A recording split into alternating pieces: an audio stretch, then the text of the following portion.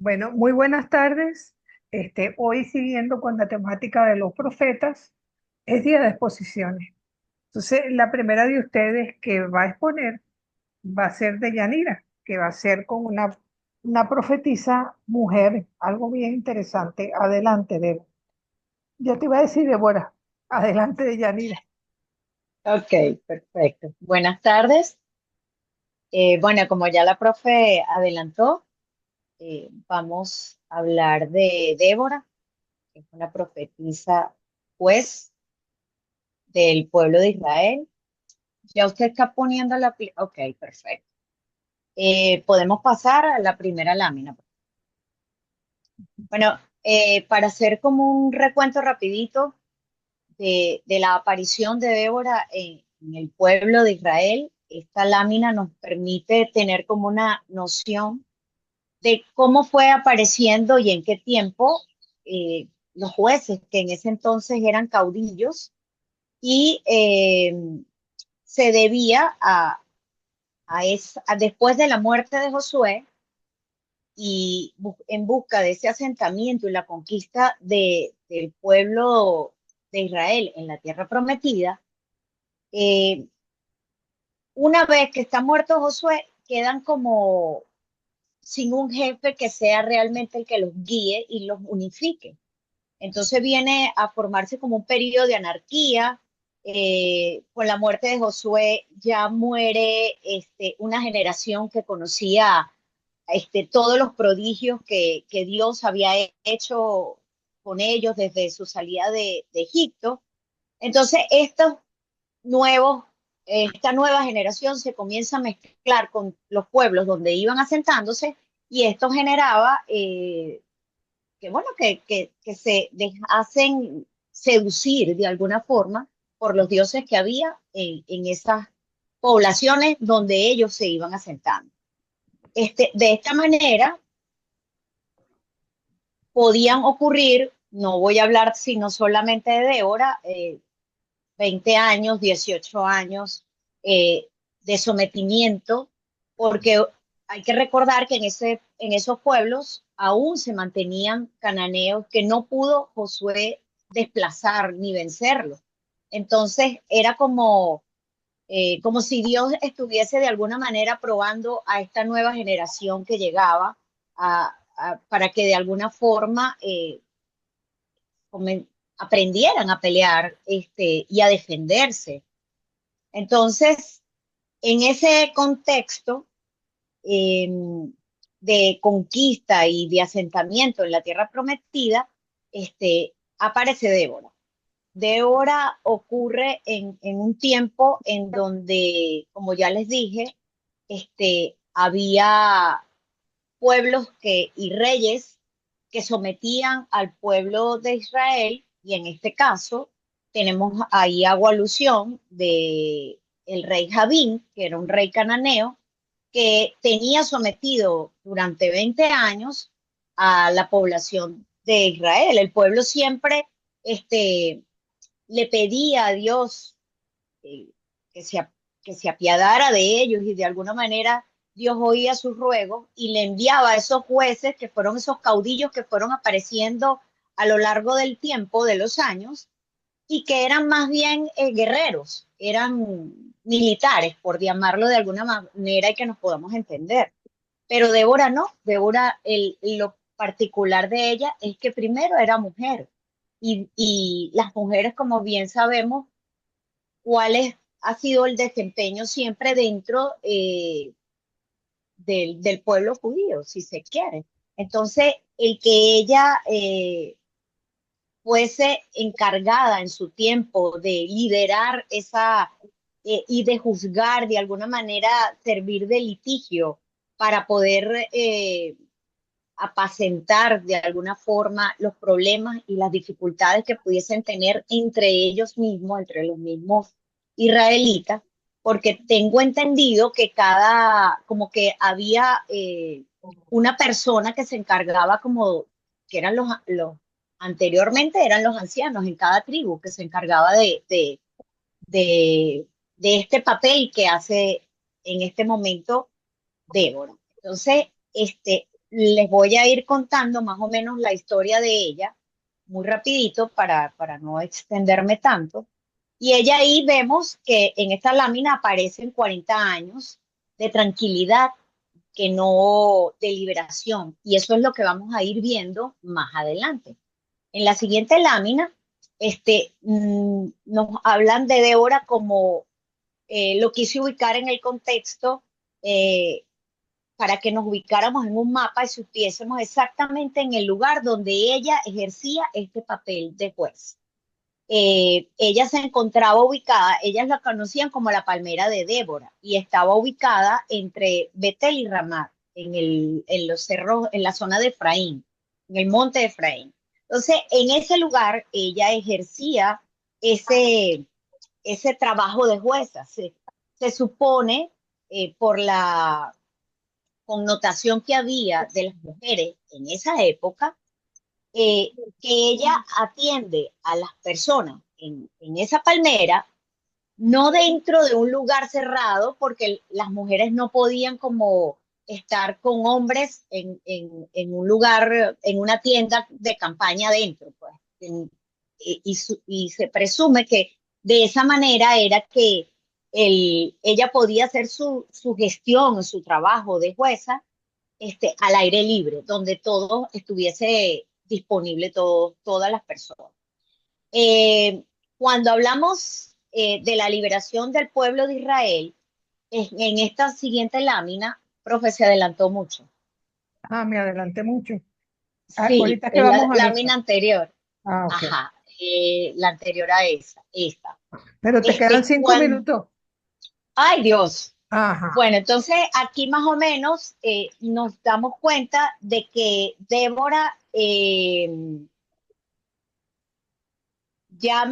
recibe el mandato de Dios de liberar a su pueblo, que estaba oprimido por el rey Javín, que era un cananeo, como le dije anteriormente, y ella llama a Barak, que era como un líder militar que se encontraba en la parte de Cádiz, arriba en este mapa. Ella lo llama para hacerle saber lo que Dios le había planteado, que era liberar a su pueblo. Entonces él acepta ese mandato siempre y cuando con una condición de que ella fuese quien lo acompañara a la batalla. Por supuesto, Débora, sin dudarlo, aceptó ser acompañante en ese interín. Aquí en esta lámina vemos los lugares donde Císara, que era el general que se encargaba de la parte militar del rey Javín, en Jarosén Goín.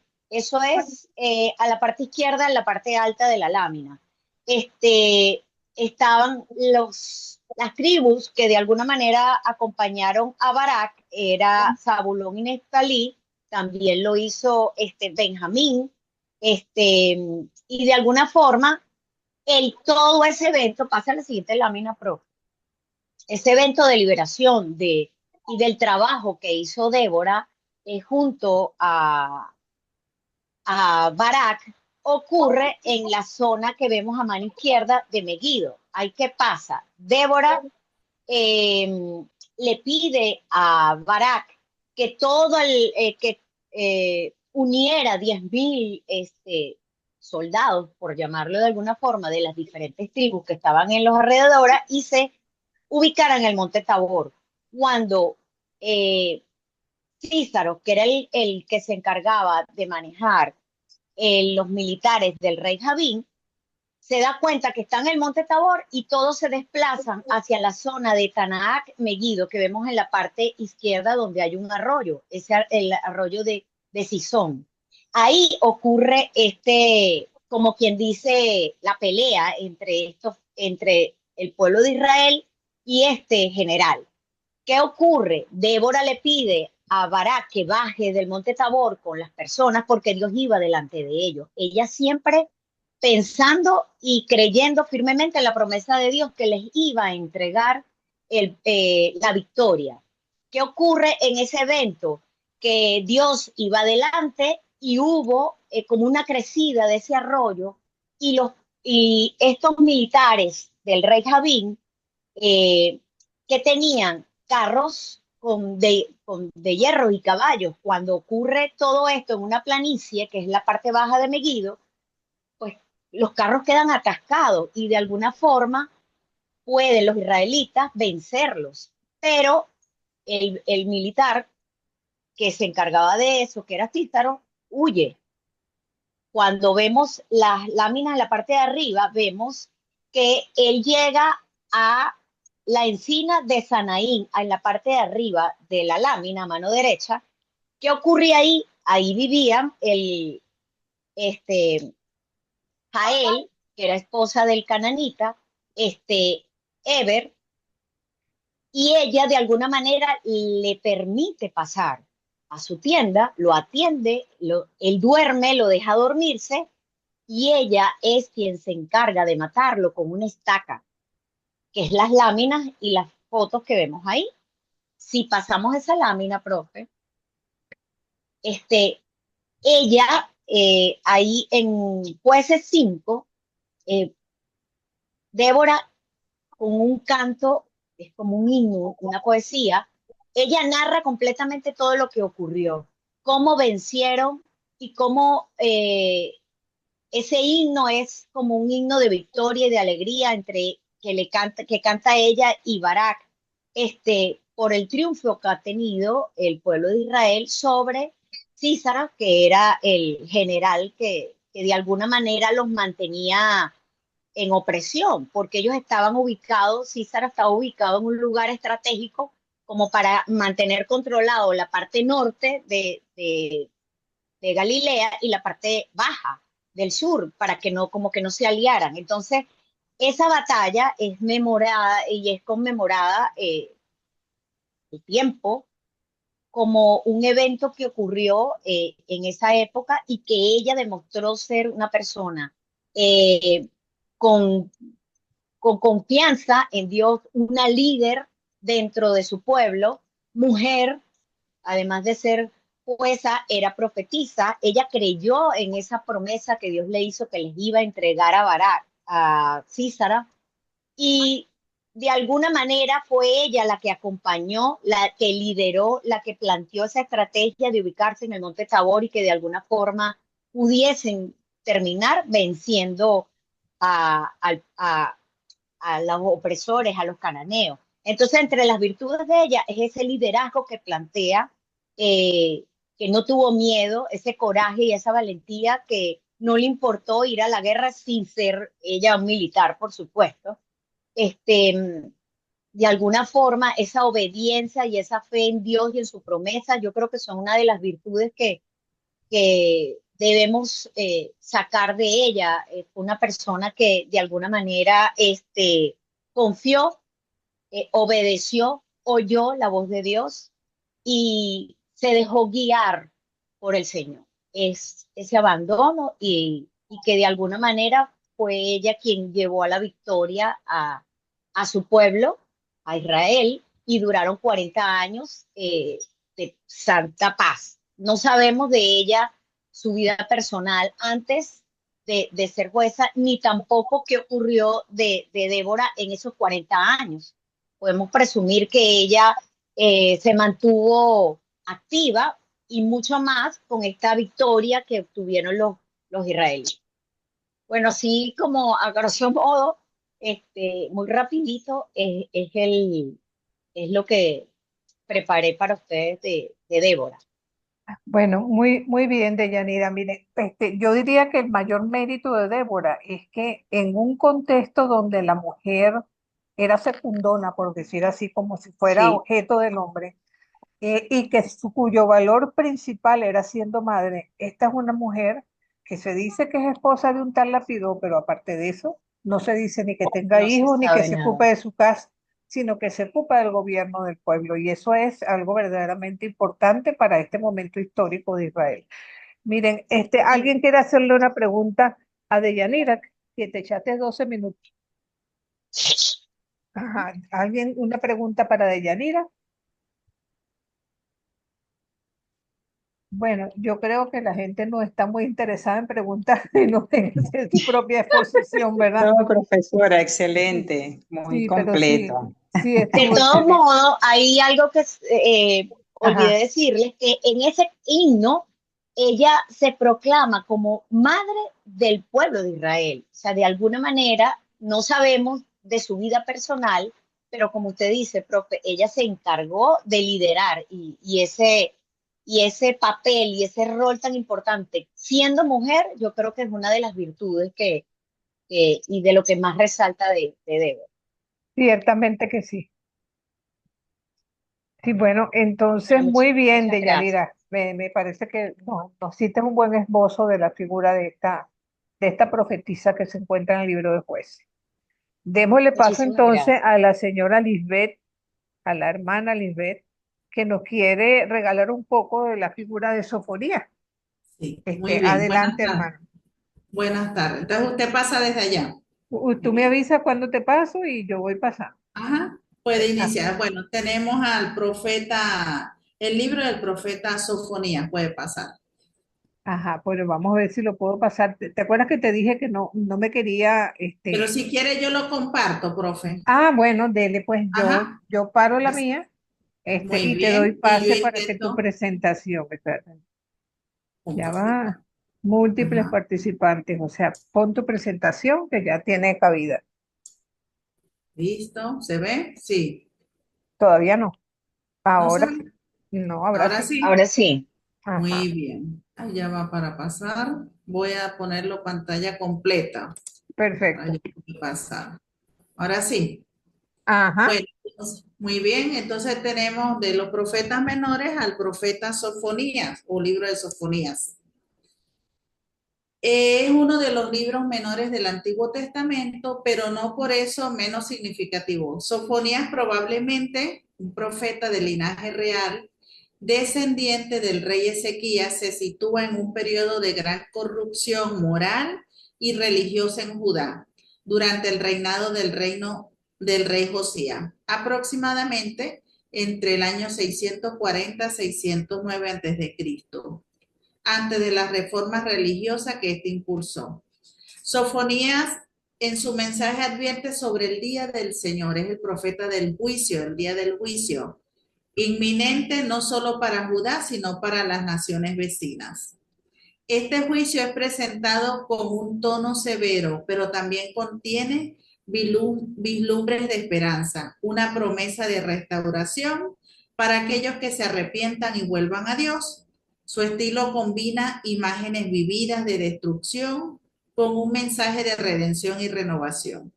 Su mensaje ayudó a sentar las bases para las reformas religiosas del rey Josías, aunque estas no lograron cambiar completamente los corazones del pueblo.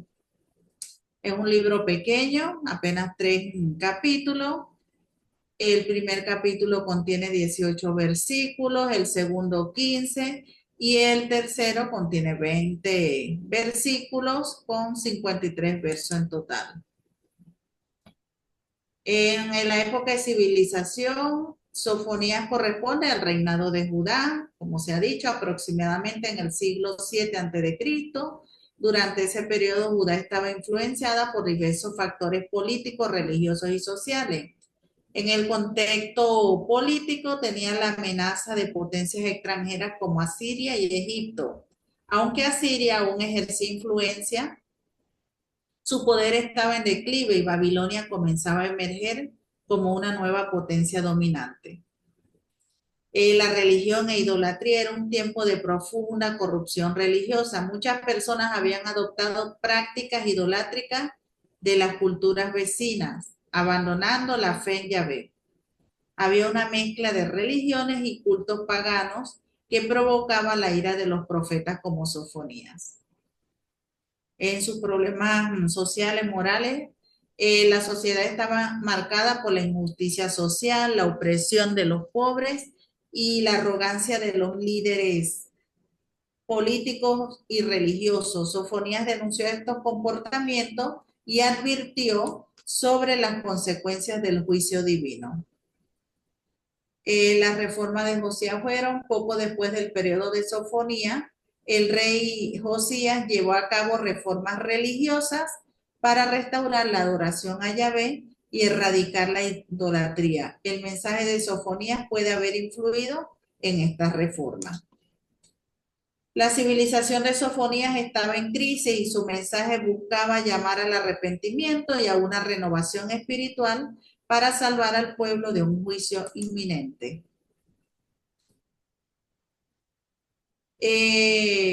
Dice como una línea de tiempo, en el siglo 7 a.C. vivió y profetizó durante este tiempo en Judá, entre el 640 y 609 a.C. El reinado de Josías, Sofonías profetizó durante este periodo antes de las reformas religiosas. Ya hemos dicho, el contexto histórico estaba bajo la influencia de Asiria, que comenzaba a declinar. Entonces emergía, seguía Babilonia, comenzaba. Predicó sobre el día de Yahvé, un juicio divino para Judá y las naciones vecinas, pero también ofreció esperanza para los fieles. Tuvo un impacto, su mensaje pudo haber influido en las reformas religiosas, buscaba restaurar la adoración a Yahvé y eliminar la idolatría del pueblo. Algunas palabras de Sofonías, tengo algunas citas. El día de Yahvé, que describe como un día de juicio divino, tanto para Judá como para las naciones. El juicio sobre Judá y Jerusalén denuncia los pecados de su pueblo, incluyendo la idolatría, la injusticia social y la arrogancia de los líderes. Advierte que la ira de Dios se manifestará contra aquellos que han abandonado su fe. El juicio para las naciones, su mensaje no se limita a Judá, incluye un llamado a juicio sobre las naciones vecinas como Filistea, Moab, Amón, Etiopía y Asiria, que también han actuado con orgullo y opresión. A pesar de ese juicio, como ya dije, ofrece esperanza y restauración. Aunque el tono es severo, Sofonía ofrece al resto fiel que permanece humilde y leal a Yahvé. Promete un tiempo de restauración y bendición para aquellos que busquen a Dios. Para concluir, Sofonías vivió en el tiempo de Jeremías, Habacuc y Nahum. Así como esos profetas, él habla en contra de los pecados del pueblo. Él profetiza el juicio sobre Judá y las naciones vecinas, así como también las bendiciones sobre la Jerusalén restaurada. Profetiza en los días de Josías. También conseguí esto, era tataranieto de Ezequías y por lo tanto de sangre real y pariente de Josías. Entre 639 a 608 antes de Cristo, y después del reinado largo y malo de Manasés. Hizo grandes reformas, segundas de Crónica, en las cuales Sofonía tuvo parte prominente. Así pues, esta profecía se dio muy pocos años antes de sellarse la suerte del pueblo de Judá. Es considerado un libro profético histórico debido a que combina las características de un mensaje profético con un contexto histórico específico de su época. Incluye elementos típicos de la literatura profética, como advertencias, llamados al arrepentimiento y promesas de restauración para un resto fiel que mantenga la lealtad a Dios. Y el libro está arraigado, como ya se dijo antes, en el siglo 7 antes de Cristo. Bueno, aquí para ir terminando, el libro durante el reinado de Josías, quien implementó reformas religiosas importantes en Judá. La referencia a lugares como Jerusalén, Nínive y las naciones vecinas da cuenta del marco geográfico y político en el que se desarrollaron los eventos. Este libro es un recordatorio para los católicos de la seriedad del pecado, pero también de la infinita misericordia y fidelidad de Dios. Es un llamado constante a la conversión, la humildad y la esperanza en la promesa de un futuro en la presencia del Señor. Es fuerte, pero da un sentido de esperanza. Muchas gracias. Bueno, es muy bonita las ilustraciones. Muchas gracias, Lisbeth. Gracias. Buen trabajo con Sofonía. ciertamente que Sofonías es un profeta de oráculos de restauración, porque él habla de la ruptura de la alianza, pero no en sentido jurídico, sino en un sentido íntimo, personal. Por lo cual es un llamado a la purificación, como bien dijiste, porque ciertamente el pueblo necesita cambiar de óptica. También eso del resto fiel que vamos a ver en el segundo Isaías también es tocado por Sofonía, así como la perspectiva de una universalidad para todos, aunque no sean judíos. ¿Alguien quiere hacerle alguna pregunta a la hermana Lisbeth?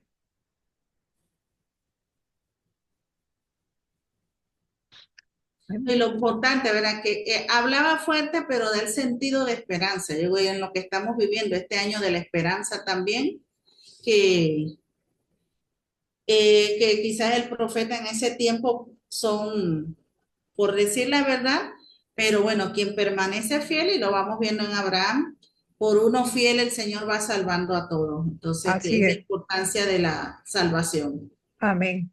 Amén. Bueno, la hermana Marianelli también pidió que se le permitiera, por también, yo creo que ese problema de la luz es como que nos acoge a todos, ¿no? Nos tiene a Entonces, todos sí, mal. adelante Marianelli. Después le toca a Rafael, que también tenía problemas de luz. Ok, gracias porque sí, efectivamente no puedo colocar tampoco la diapositiva, pero yo voy a hablar del profeta menor Habacuc y profesora y compañeros, les tengo que confiar que Ay, Dios, no me digas que se le Se fue le la luz. fue, se le Sí, fue, se le fue. sí, sí, ¿me abandonó. Vamos a ver si escuchan? retorna. Ajá, adelante. ¿Escuchan? Ajá, Sí, efectivamente me toca el profeta Habacuc, que a pesar de que es un profeta, bueno, es uno de los profetas menores, su libro es bastante pequeño y eso es lo que me causó un poco de relevancia cuando estaba preparando esto. A pesar de que su libro es bastante pequeño, 3 capítulos nada más, este profeta nos deja una enseñanza grandísima y les tengo que confiar que personalmente me cuestionó el tema de su profecía, sobre todo en el tiempo en el que estaba. Yo lo ubiqué mucho con el tiempo en el que yo estoy viviendo, que está viviendo nuestro país y hasta nuestro mundo. Tiempos de dificultades. Y el profeta llegó a hacer cuestionamientos muy profundos, pero fíjense que su nombre significa Dios enlista las naciones. Se dice que el autor de este libro de Habacuc es el propio profeta, que puede ser, se atribuye a que se cree que fue escrito alrededor del año 600 antes de Cristo. Efectivamente, como dijo Lisbeth, él vivió en la misma época que Sofonías, que es el profeta que acaba de exponer la hermana, y vivió en el reinado justamente durante el reinado de Joaquín. Sabemos por lo que hemos leído que el reinado de Joaquín duró muy poco y era en el reino del sur, se llamaba el reino del sur para definir en esa época de la historia cómo estaba dividida la región. Era un profeta, dicen que de la familia del tiempo de la tribu de Leví y por supuesto en el reino de Judá. Durante este tiempo se avecinaba la destrucción de Judá. Era un poco antes de cuando iba a ser la destrucción, bueno, iban a comenzar a tomar de nuevo el control Babilonia, por lo que tengo entendido. Y es aquí cuando Habacuc se dice que tuvo sus dudas sobre la justicia de Dios. Profesor, y aquí quisiera resaltar el hecho de que lo vivimos nosotros constantemente, cuestionando un poco lo que es, si verdaderamente la justicia de Dios es oportuna o no. Se dice que él trataba trata temas de la teodicea, que es la reflexión teológica que justifica lo que es la bondad de Dios en un mundo donde existe el mal, el sufrimiento. Yo creo que es muy oportuno en nuestro tiempo, porque a veces nosotros mismos nos preguntamos, ¿por qué pasan estas cosas? ¿Por qué estamos sufriendo tal o cual cosa? esto vio que los injustos y los malos prosperaban. Profesora, ¿cuántas veces nosotros no nos cuestionamos por qué el malo le salen las cosas bien? A mí me ha pasado personalmente.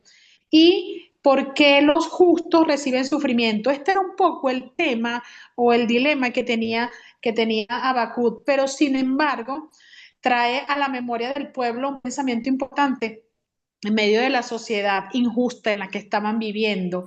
El justo vive por la fe. Esta frase. Tengo que resaltar el hecho de que Pablo en sus cartas nombra o cita varias veces a Habacuc o aquellas palabras de Habacuc, lo cita en Romanos, lo cita también en Gálatas y habla precisamente en los dos casos, habla sobre el justificarnos ante Dios por hacer las obras de la ley, habla también de apoyar la visión de la justicia por medio de la fe, sobre todo en un contexto de salvación. Bueno, podemos decir que Habacuc, el estilo de Habacuc, del libro de Habacuc, destaca la supremacía de Dios, su soberanía universal y el hecho de que el justo vive por medio de la fe, que es precisamente lo que cita Pablo. El libro aborda temas de justicia, la justicia de Dios, la paciencia, la fe, la certeza de que Dios castigará a los malvados. Es parte de lo que habla su libro. A pesar de que tiene solamente 3 capítulos, el libro se divide en 2 partes principales. Una que es un poco un diálogo entre el profeta y Dios, es un diálogo íntimo, personal. Y la otra, su preocupación y los cuestionamientos de su oración y alabanza. Y me llama también la atención, profesora, lo hermoso que es el cántico de Habacuc, que lo leemos nosotros en la liturgia. Perdón, profesora, ¿me están escuchando bien? Porque como se Sí, está cortando un perfecto, poquito la... Ok, perfecto, perfecto. perfecto. Ok, el cántico de Habacuc lo rezamos nosotros cuando rezamos la liturgia de las horas. Y este canto que comienza, Señor, he oído tu fama, me ha impresionado tu obra. Los religiosos lo rezamos todos los días en la liturgia o rezamos varias veces alguna vez en la semana en la liturgia. Este cántico de Habacuc que habla sobre el juicio de Dios es un cántico hermoso. Y justamente el capítulo 3 de Habacuc, que es el último capítulo de los 3 que tiene, el último, el tercero, justamente todo este capítulo me llama la atención que abarca lo que es el himno del profeta. Entonces, creo que este profeta particularmente nos puede traer muchísimos frutos, ¿no? Podemos hablar un poquito del contexto en que vivió Habacuc. Su tema principal, por supuesto, es crecer a partir de una fe que está débil, pero que agarra confianza y va agarrando confianza absoluta en Dios. Sabe que me llama la atención que es el único de los profetas que se dice aquí, que en algo que leí, que es el único de los profetas que cuestiona abiertamente la sabiduría de Dios, es decir, se queja con Dios. Se queja con Dios. A mí me pasa que me cuesta a veces reprochar a Dios, pero creo que a veces la desesperanza, el dolor nos puede interiormente, aunque no lo digamos con los labios, hacer lo mismo que hizo Habacuc. En la primera parte el profeta ve la injusticia de su pueblo y le pregunta a Dios, ¿por qué no toma medidas? Algo así como que yo te digo a ti qué es lo que está pasando, ¿no? Y bueno, especialmente en Habacuc y en el contexto histórico que vivió Habacuc, realmente fue difícil ser profeta en esta época tan dura para estas comunidades. El reino estaba en declive prácticamente. Los reyes, se dice que los reyes no obedecían a Dios, el pueblo vivía en la idolatría, en la injusticia, y hay que resaltar que él se relaciona con el tema del rey de ese entonces, de Joaquín. El reinado de Joaquín y la profecía de Habacuc se entrelazan en el contexto de la caída de Judá y las necesidades del arrepentimiento y la fe que tenían en Dios. Tras el reinado de Joaquín Judá fue conquistado por los babilonios y Jerusalén fue destruida, y así se cumple precisamente la profecía de Habacuc que llamaba a que volvámonos a Dios. El rey Joaquín su reinado, como dije al principio, fue breve. Su libro contiene preguntas y respuestas sobre la de Dios, hablando de Habacuc, y la inminente destrucción de Judá. Era lo que él proclamaba. Vamos a cambiar de vida porque se aproximan momentos más difíciles. Volvamos a Dios. Esto pues lo que pude concluir un poco del maravilloso libro de Habacuc, que a veces yo particularmente no le había prestado la atención que tenía y lo que nos puede hacer eco en nuestra vida. Gracias, feliz tarde. Sí, bueno, mira, me parece bien interesante lo que estás diciendo, porque fíjense que ustedes estudiando esos profetas menores han descubierto facetas de los profetas que quizás no se habían detenido a ver con más detenimiento, ¿no? Y eso es interesantísimo, porque a veces leer Habacuc es llevarnos quizás hasta el Apocalipsis, ¿no? Cuando se habla de tantas injusticias, de tantos momentos difíciles para el pueblo y dice, bueno, ¿y dónde está Dios? ¿Qué pasa con Dios que no hace nada? Quizás sea la misma inquietud de Job en su texto también, pero que de alguna manera adelanta a Habacuc en un momento histórico en que Asiria está en decadencia y Babilonia está en ascenso, ¿no?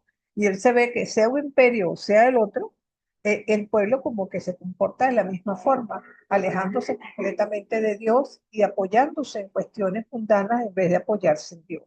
Sí, el papel de Habacuc es extraordinario, ciertamente que sí. Bueno, ¿quieren hacerle alguna pregunta a Marianelli? Pareciera que no. Vamos entonces a buscar el texto de... Joel. Sí, estoy buscando a Joel y no lo veo. Ya ves que yo lo había apartado ya. Ah, aquí está. Aquí está Rafael. Dios mío. Ok, muchas gracias. Bueno, vamos a comenzar hablando del profeta Joel. Yahvé es Dios, significa su nombre. El Señor es Dios. El profeta Joel es uno de los 12 profetas menores del Antiguo Testamento. Su libro está compuesto, como la mayoría de todos, por 4 capítulos y 3 en algunas traducciones como la Vulgata. Tiene un mensaje profundo, un mensaje de juicio y de esperanza, como he escuchado en los anteriores profetas. Una obra profética muy conmovedora, que ha trasladado en todos los siglos su mensaje Ah, teológico. ¿quieres que yo te pase las láminas? Disculpa. O, Sí, por favor, sí, tú me vas por favor. diciendo ya la que sí, yo te voy pasando. Sí, ya pasé a la tercera, A la porque tercera. Sí, porque es que sí, ajá, me pareció que me estaba quedando atrás. Disculpa. sí. Ajá, Ok, adelante. Joel comienza describiendo que hay una plaga de langostas que arrasa con todo, ¿verdad? Esto lo que hace es exigirle al pueblo que es un desastre, pues que es una manifestación del juicio de Dios, y que esta plaga va simbolizando ciertas, vamos a decir que ciertas situaciones, esa situación acompaña al día del Señor, es una clave teológica profética. Pues, nos anuncia la intervención divina tanto para castigar a los malvados como para salvar a los justos. ¿Verdad? Estas imágenes que nos muestra Joel, de esta destrucción es para todos, para sacerdotes, para ancianos, porque él busca en ese momento hacer un ayuno, digamos, colectivo, una asamblea, para buscar el arrepentimiento de este juicio que se nos viene. La siguiente, por favor. Vamos allá. Ok. Cronológicamente existen dos hipótesis de cuándo fue el ministerio de Joel. La primera hablan del preexílico y la segunda del posexílico, ¿verdad? Del siglo IX al siglo VIII, el posexílico, el preexílico, perdón. Situado ahí por cuestiones que eso lo van dando a entender los estudiosos, ¿no? Los estudiosos. Más adelante los voy a explicar. Dice que más o menos en esa fecha pudo haber estado entre el 835 y 796 en el reinado de Amasías, o otro lo ubica en el reinado de Joás. Más o menos es el tiempo que ambos reyes de Judá, pues, que están allí. Y en el periodo post-exílico, hablan del 586 antes de Cristo, y por el periodo de restauración del dominio, del dominio persa, pues que estaba todavía por allí eh, peleando en su guerra. En el periodo preexílico, por las observaciones que tuvieron los que han estudiado el libro, hablan de la centralidad del templo de Jerusalén, de la ausencia de referencia de un rey y las plagas de langostas. Todo esto contexto, por lo menos de la centralidad dice que destaca una importancia del culto en el templo y menciona a los sacerdotes como figuras clave. ¿Verdad? En la ausencia del rey, pues en todos en el libro no aparecen ningún rey, aparecen líderes religiosos, sacerdotes ancianos, pero no hablan de algún rey. Y la plaga de la langosta, porque justamente en ese tiempo sí hubo una sequía y un desastre agrícola, y por eso es que ellos interpretan más o menos por esa fecha, según esta hipótesis. En la segunda hipótesis, que es la siguiente lámina, Ah, ya va. ok, se basan, para esta segunda parte del poder cílico, también tienen unos elementos, pues. Dice que la ausencia de menciones de Asiria y Babilonia, usted bien lo refería hace rato, en el anterior profeta, dice a la diferencia de los profetas preexílicos, advierte peligros potenciales extranjeros. Joder no menciona enemigos específicos, pero el contexto sugiere que es del entorno del exilio. Habla de la teología del Señor y de un énfasis del culto de sacerdotes. El día del Señor, Joel presenta con mayor profundidad una teología. Dice que habla de la reflexión que esta reflexión viene después del poder cínico, cuando Israel había experimentado un juicio divino y vivía en esperanza de restauración. Ok, esa es la parte cronológica de Joel. Ahora hablemos un poco de la estructura del mensaje. En la siguiente. Joel es un profeta considerado un profeta litúrgico, pues. Llama a la conversión, arrepentimiento y se enmarca en la vida religiosa del pueblo. Esto va entornado todo a la simbología de las plagas que azotó la tierra en ese momento y el juicio divino. Y lo podemos dividir en dos secciones principales, que es el juicio de Dios y la plaga de langostas, que aparece en su libro en el capítulo 1, versículo 2, y en la promesa de restauración y bendición, que es el versículo consiguiente. Ok, cuando habla del juicio, en la siguiente lámina, Oh, la que bueno, sigue. sí, Ah, sí, no, el juicio de Dios, sí, correcto, ah, es el juicio de sí. Dios, esa misma. Ok, fíjense que él da una narratoria en su libro, eh, dice que lo dejó Dios, dice lo que dejó la langosta cortadora, se lo comió la langosta migradora. Lo que dejó la langosta migradora, lo comió la langosta saltadora. Y lo que dejó la langosta saltadora, lo comió la langosta destructora. Claro, esa es una traducción, ¿verdad? Un poco Metafórica. metafórica, sí. Lo que él busca aquí es dar a entender que eh, la plaga arrasó con todo, pues. O sea, todo lo que había persistente en ese momento y que el pueblo tenía que llegar a un momento de conversión, a un momento donde tenía que ir al arrepentimiento y nos muestra la plaga como símbolo del día del Señor. Este, todo lo que es oscuridad tiene que buscar una manera de arrepentimiento, pues de recibir la misericordia divina. Y ese llamado a conversión, Joel lo proclama en su mensaje de esperanza, soltando al pueblo a rasgar el corazón, o no las vestiduras. Eso lo hemos escuchado ya nosotros varias veces, incluso en el velo del templo, cuando Cristo nos deja de este mundo, pues habla de esa rasgar el corazón. Ok, tras el llamado ¿Le en la siguiente siguiente? lámina, Ajá. sí, en la promesa de restauración, y bendición, vamos a buscar que Joel anuncia al pueblo que regresa a Dios, pues que busque a Dios, que Dios tendrá compasión y restaurará la tierra, que la lluvia va a regresar, que los campos volverán. O sea, habla de esa esperanza de la abundancia otra vez, pues esa abundancia y la paz que simboliza el Dios de Israel. Y el derramamiento del Espíritu Santo, que es una de las profecías que destaca Joel, en esa promesa dice que el Espíritu, su Espíritu sobre toda carne, y esta promesa anuncia que Dios es accesible para todos, sin distinción de edad ni género, nada, y que en el Nuevo Testamento del apóstol Pedro, durante el Pentecostés nos lo va a decir, nos lo va a ir nombrando.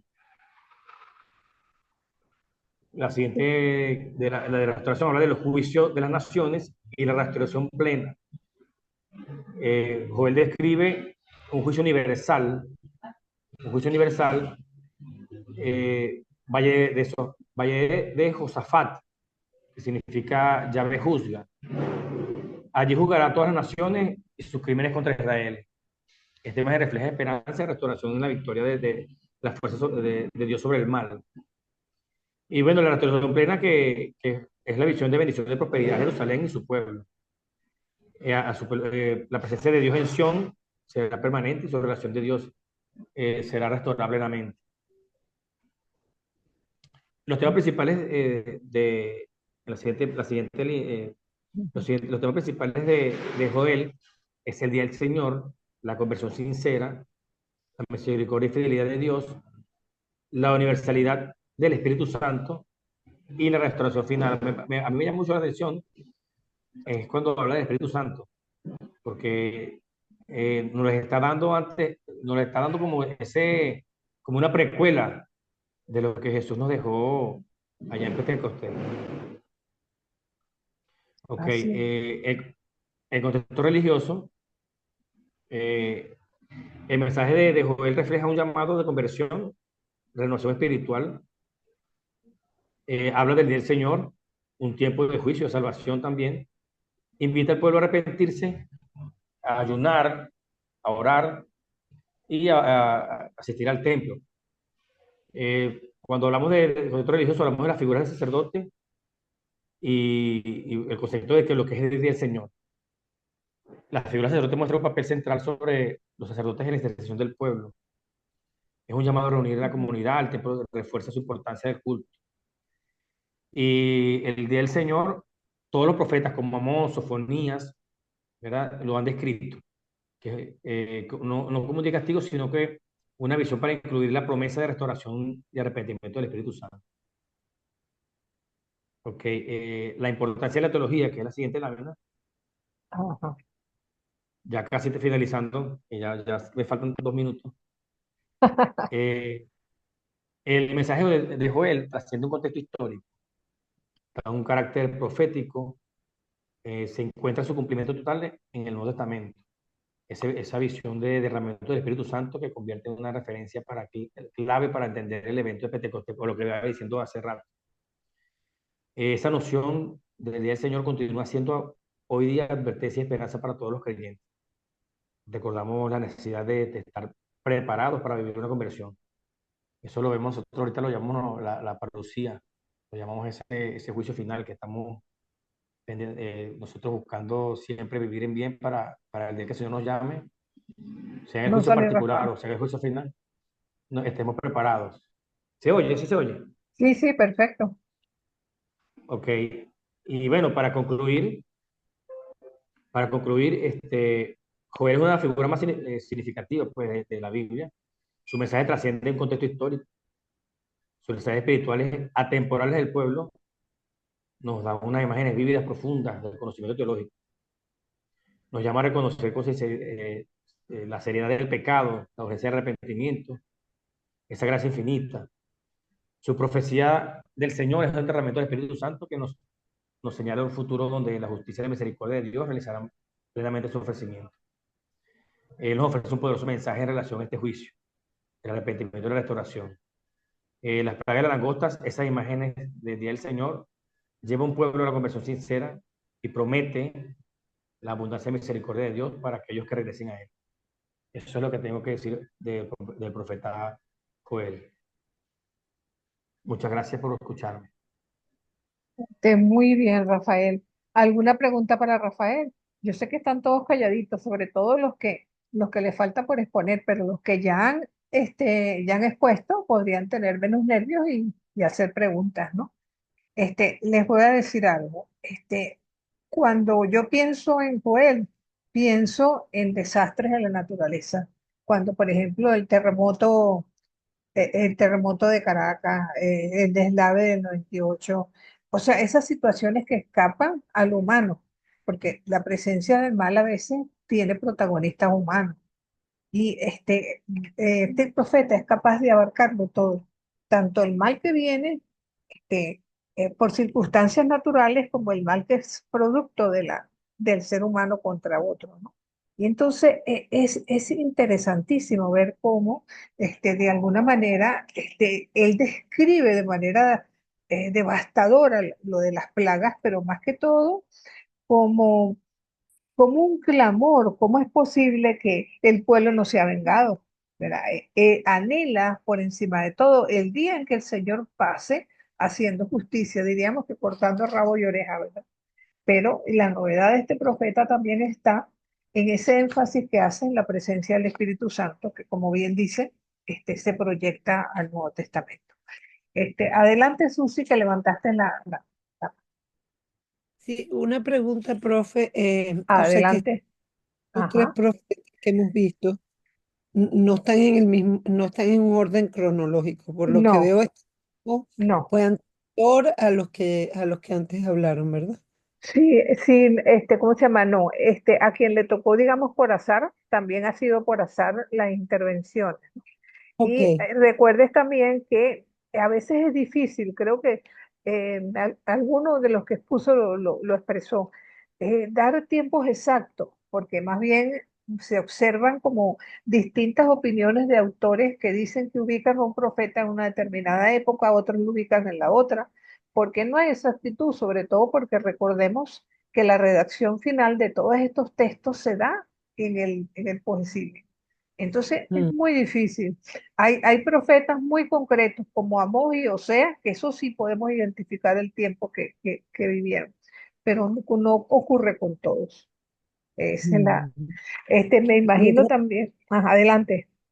cosa, las plagas de las langostas sucedieron también otra vez después o antes de las de Egipto, No, porque allá bueno, una también hubo también bueno, una de las plagas eh, de las 10 plagas fueron langostas, ¿no?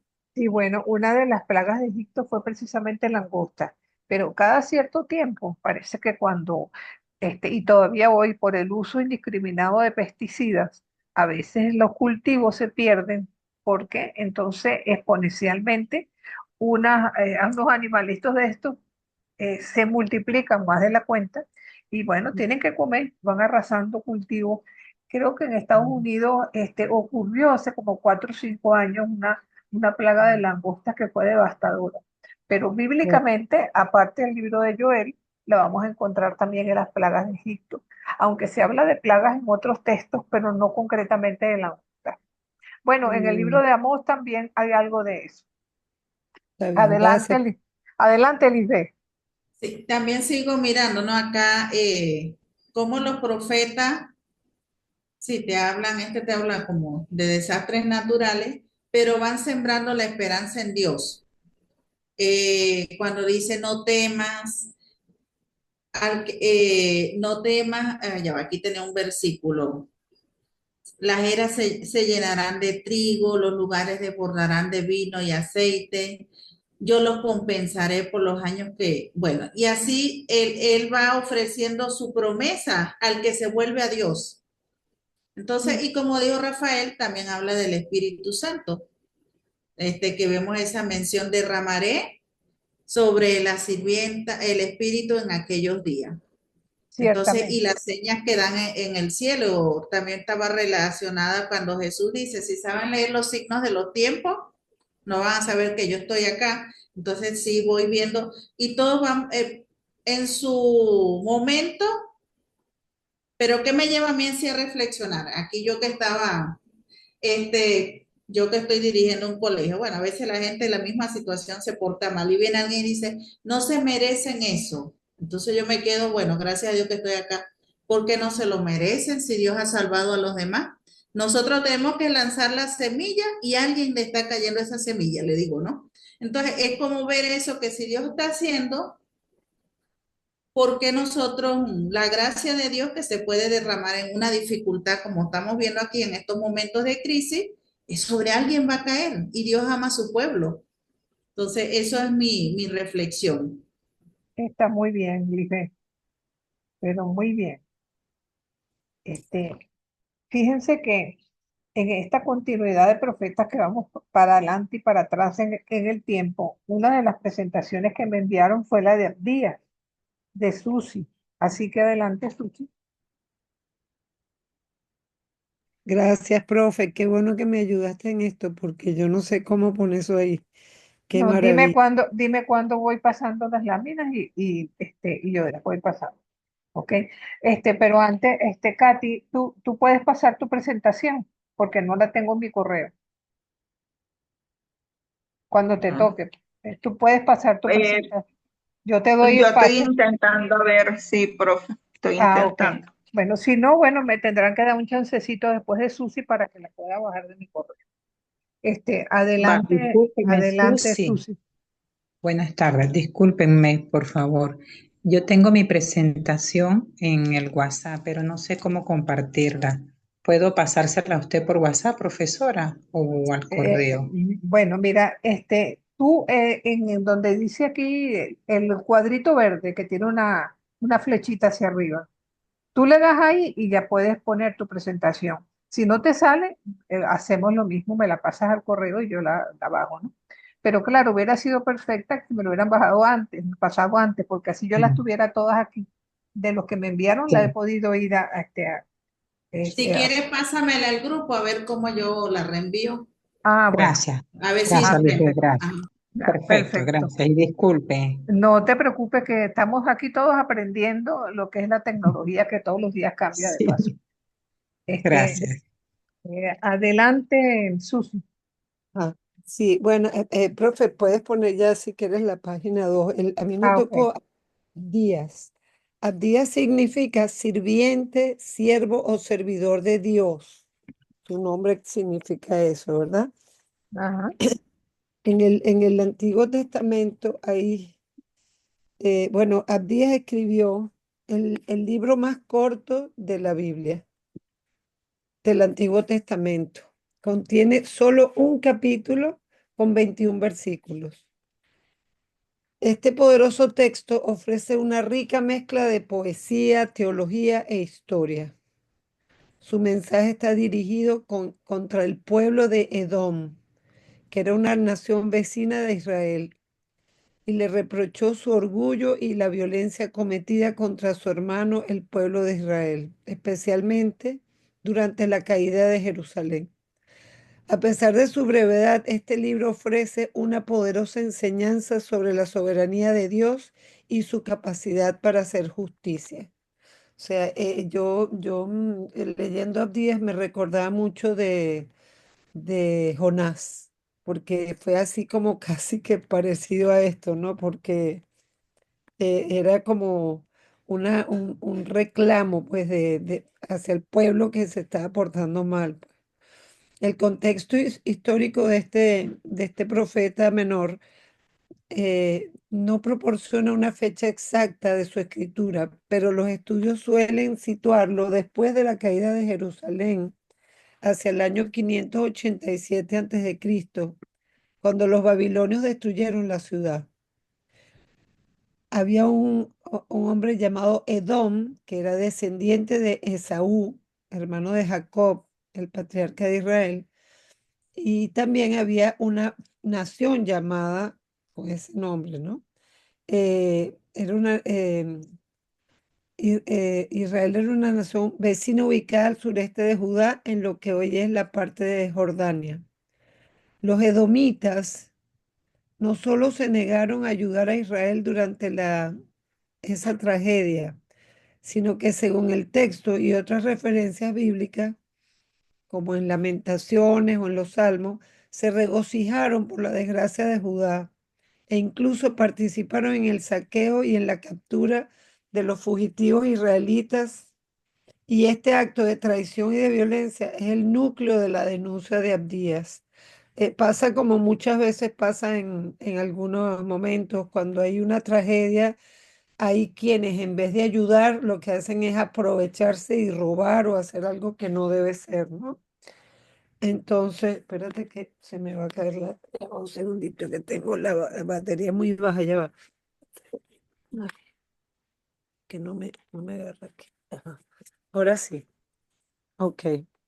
Después, Abdías, como profeta del Antiguo Testamento y autor del libro que lleva su nombre, es una figura de la que se sabe muy poco con respecto a su persona. No he conseguido una información documentada acerca de ella. La Biblia no menciona detalles sobre su nacimiento, ni su familia o fallecimiento, sino que se enfoca únicamente en su mensaje profético contra Edom y la restauración de Israel. Algunas tradiciones y posteriores, especialmente en el ámbito cristiano, lo veneran como santo y celebran su memoria el 19 de noviembre. Pero estas conmemoraciones se basan más en su legado espiritual que en hechos biográficos concretos.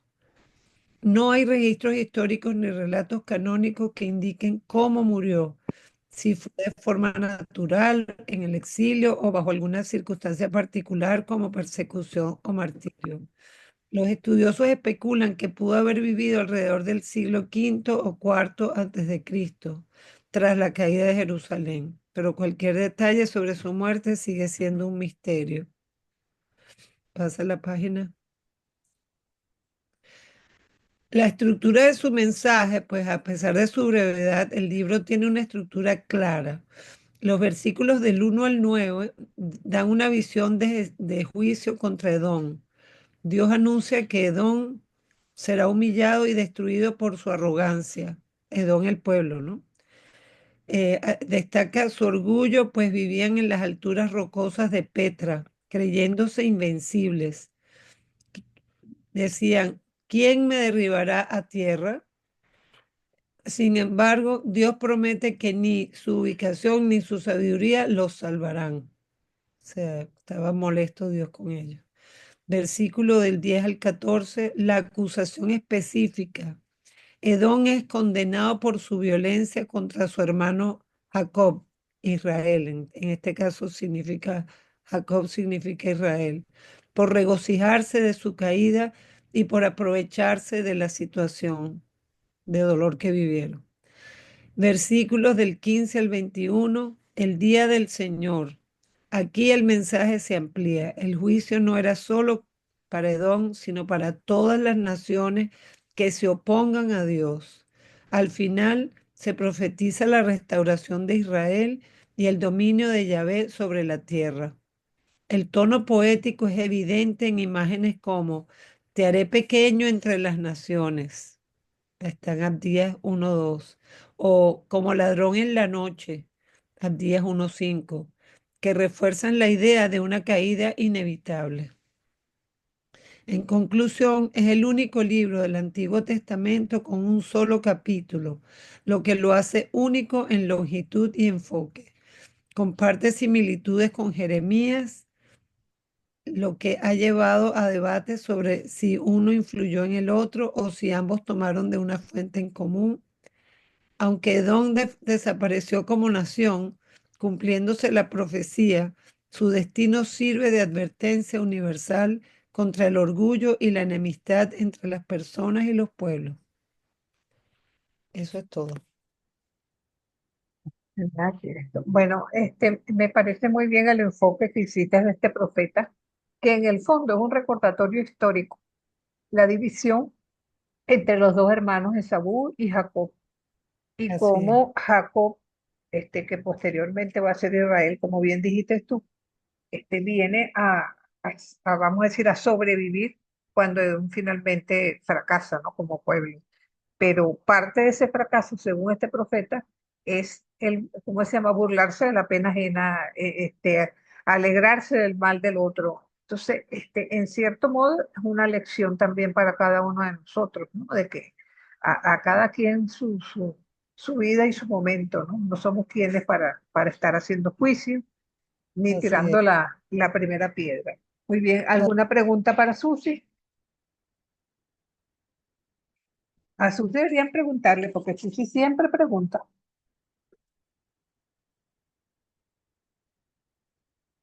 Bueno, por lo visto están quedando claros los profetas, ¿no? Y eso no deja de ser interesante. Ahora, me gustaría saber quién va a ser la próxima persona que nos hable. Si tiene Yo puedo. presentación, adelante. ¿Tienes Ahora, presentación? ¿Tú misma la déjeme tienes? déjeme ver cómo se Ajá. la mando por aquí. Ajá. O no, o si la puedes proponer, tienen abierto para que cualquiera de ustedes pueda tener su presentación sin problema. Dame un Así que segundito. adelante, Luis. En el Pero cuadrito verde y ya puedes, Sí, lo que no sé es que si comparto ese que dice share, si yo la comparto, voy a tener es, también posibilidad de ver sí, lo que yo. no solamente tienes posibilidad, sino que de paso tienes también la posibilidad de manejarla tú mismo, ¿no? De pasar las láminas cuando te parece, pues. Ok, ya. Espérense que aquí se me fue la imagen, no sé por qué. Debería estar grandote y no está. Ajá. Bueno, Entonces, si alguien tiene algo listo, que pase mientras yo resuelvo aquí. quiero intentar ver con la de Nahum, a ver ah, si aquí la veo. ajá. Creo que sí. Perfecto, Bueno, está muy bien. Para ver, aquí creo que sí, sí. Naúl le ¿Se ve? tocó a Lilibet, ¿no? Ajá. Sí, Y sí, a creo que mí me tocó. después también va Virginia, ¿no? Que también Virginia también tiene la manito levantada. Hoy vas a hacer una Profe. pregunta. Adelante, No, Virginia. ¿Vas a hacer una no, Sí, pregunta? perdón. Virginia. Es No. para Ah, exponer bueno. después. Ok. ¿Y Lilibet? ¿Va a Y hacer Sí, una aquí no, pregunta? estoy. No, ok. Aquí estoy. Ajá. Entonces, adelante, pues. Y discúlpeme, hermana Virginia, No, que me adelantaron. bueno, no te preocupes. No se preocupe, no pasa nada. El orden de Ok, los factores, bueno. ¿verdad? No altera el producto. Sí, muy bien. sí, así es. Bueno, Bueno, como verán, pues a mí me tocó el profeta Nahum. Hice una presentación muy sencilla y aquí voy a presentar las características del libro de Nahum en la primera lámina y el contexto sociocultural. Un poco tomé, profesora, la guía de la clase anterior que usted Ah, nos ok. dio, ¿no? Ah, ok. Entonces, bueno, me guié por allí. Bueno, entonces, en primer lugar, en las características del libro de Nahum está lo que es la brevedad y concentración. El libro de Nahum es muy cortico, es compuesto solamente por 3 capítulos, ¿no? Y a pesar de su brevedad, su mensaje es directo y poderoso. Contiene una poesía vívida y descriptiva. El lenguaje de Nahum es altamente poético y utiliza imágenes vívidas para describir la inminente destrucción de Nínive. Emplea metáforas, símiles y personificaciones para intensificar el impacto de su mensaje. También muestra los oráculos de juicio. En el libro de Nahum, el libro consiste principalmente en oráculos de juicio contra la ciudad de Nínive, capital del imperio asirio. Estos oráculos detallan los pecados de Nínive y anuncian su inevitable caída. Hace énfasis en la justicia divina. El tema central es la justicia de Dios. En el libro de Nahum ese es el tema central, ¿no? Presenta a un Dios que no tolera la maldad y que a su debido tiempo ejerce ese juicio sobre las naciones opresoras. Muestra también la consolación al pueblo de Judá, aunque el mensaje principal es contra Nínive implícitamente ofrece consuelo al reino de Judá, que había sufrido bajo la opresión asiria. La caída de Nínive también significaría la liberación para Judá. El otro punto dentro de las características está la unidad y la coherencia. A pesar de que el libro es corto, de su brevedad, el libro presenta una estructura coherente con una introducción que describe el carácter de Dios. En los primeros capítulos me llamó mucho la atención porque a él lo presenta como un vengador, como aquel justiciero, ¿no? Pero a la vez también lo muestra como justo, seguida de la descripción de la caída de Nínive y una conclusión que celebra su destrucción. En la segunda parte de la lámina muestra el contexto sociocultural. El imperio asirio en su apogeo y decadencia, el libro se sitúa en un periodo en el que el imperio asirio, con su capital en Nínive, había alcanzado un gran poder y ejercía una fuerte influencia sobre las naciones vecinas, incluyendo Judá. Sin embargo, hacia finales del siglo VII a.C., el imperio comenzó a debilitarse debido a conflictos internos y la creciente presión de otros pueblos. La opresión asiria sobre Judá. Judá había experimentado la opresión asiria, incluyendo invasiones, tributos y la amenaza constante de su poderío militar. Esto generó en el pueblo de Judá resentimiento y un anhelo de liberación entre los habitantes. También dentro del contexto sociocultural muestra los pecados de Nínive. El libro de Nahum, el profeta, describe a Nínive como una ciudad llena de violencia, de crueldad, engaño, idolatría y orgullo.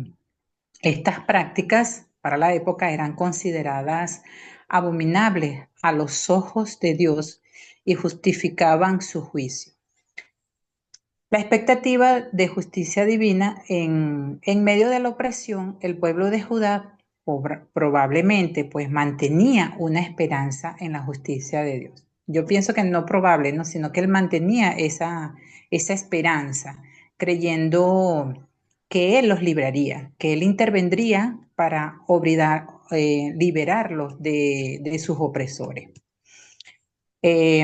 Los profetas como voces de Dios, en este contexto, los profetas desempeñan un papel crucial como mensajeros de Dios, denunciando la injusticia y anunciando el futuro según la voluntad divina, y esto pues el profeta Nahum cumplió, ¿no? con todo este desempeño.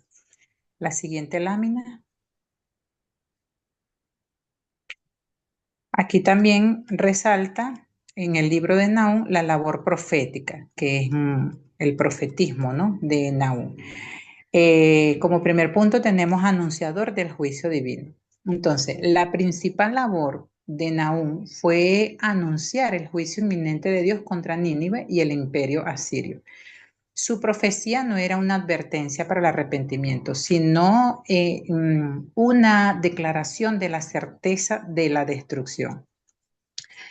También el profeta Nahum denuncia la maldad. Él denunció enérgicamente la violencia, la crueldad, el engaño y la idolatría que caracterizaban a Nínive. Su mensaje servía como una condena moral de las prácticas opresivas. Un consolador implícito de Judá. Al anunciar la caída de Nínive, Nahum ofrecía esperanza y consuelo al pueblo de Judá, que había sufrido bajo el yugo asirio. Su profecía significaba la liberación y el fin de su opresión. También en la profecía, pues él afirmaba la soberanía y la justicia de Dios. A través de esta profecía, Nahum mostraba valga la redundancia, la soberanía de Dios sobre las naciones y su justicia al castigar la maldad y vindicar a los oprimidos. Nahum utilizó un lenguaje poético y descriptivo para comunicar su mensaje de manera impactante y memorable. Sus vívidas descripciones de la destrucción de Nínive buscaban generar temor y reverencia hacia el poder de Dios. El tema central del libro de Nahum es la justicia soberana de Dios que se manifiesta en el juicio contra la maldad y la liberación de los oprimidos.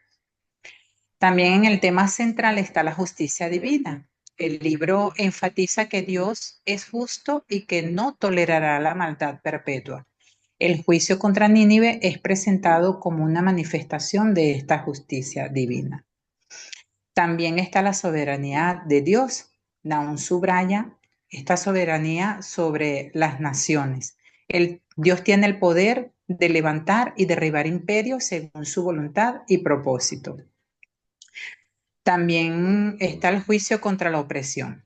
El libro de Nahum se centra en el juicio específico contra Nínive, una ciudad y un imperio conocidos por su crueldad y opresión hacia otras naciones, incluyendo Judá. También el último tema, perdón, el penúltimo, consolación y esperanza. El tema central incluye la consolación para el pueblo de Judá, que encuentra esperanza en la justicia de Dios y en la liberación de sus opresores. La caída de Nínive es una señal de que Dios escucha el clamor de los afligidos.